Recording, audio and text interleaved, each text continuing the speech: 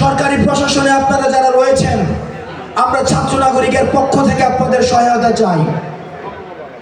আপনারা ক্ষমতার উৎস হতে আপনারা সরকারি চাকরিতে আসেননি, আপনারা জনতার সেবা করার জন্য আপনারা হচ্ছেন সরকারি চাকরিতে এসেছেন।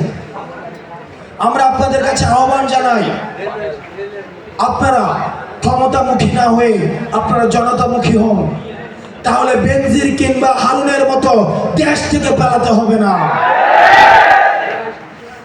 আমরা নিশ্চিত করতে চাই, যারা প্রশাসনে রয়েছেন অনেকেই এখন অন্তর্বর্তীকালীন সরকারের প্রতি অসহযোগিতামূলক আচরণ করছেন। আমি গত সপ্তাহে বলেছিলাম অ্যাডমিনিস্ট্রেটিভ কু করার পরিকল্পনা চলছে। আপনারা দেখেছেন গতকাল থেকে ডিসি নিয়োগ নিয়ে আমাদের যে সচিবালয়ে এক ধরনের একটি হ্যাং অবস্থা রয়েছে।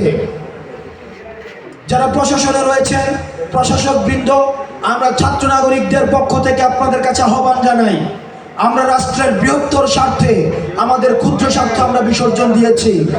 ওয়াসিমরা রক্ত দিয়েছে, মুগ্ধরা রক্ত দিয়েছে, আমরা দেখেছি আবু সাইদরা রক্ত দিয়েছে, তারা তাদের জীবন দিয়েছে।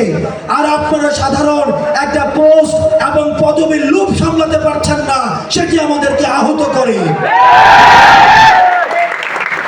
হয়েছে এটা বোঝার উপায় কি? আপনারা জানেন বিগত সরকারের সময়ে আমাদের যে প্রতিষ্ঠানগুলো রয়েছে, বিশেষ করে সাংবিধানিক প্রতিষ্ঠান এবং সার্ভিস ওরিয়েন্টেড যে প্রতিষ্ঠানগুলো রয়েছে, সেই প্রতিষ্ঠানগুলোর উপরে মানুষের এখন আর কোনো আস্থা নেই। মানুষের বিচার ব্যবস্থার প্রতি কোনো আস্থা নেই, নির্বাচন ব্যবস্থার প্রতি কোনো আস্থা নেই, মানুষের পার্লামেন্টের প্রতি কোনো আস্থা নেই। যতদিন না পর্যন্ত এই কনস্টিটিউশনাল ইনস্টিটিউশনসগুলোর প্রতি মানুষের আস্থা আসছে, ততদিন পর্যন্ত আমাদের এই রাষ্ট্র পুনর্গঠনের কাজ শেষ হবে না।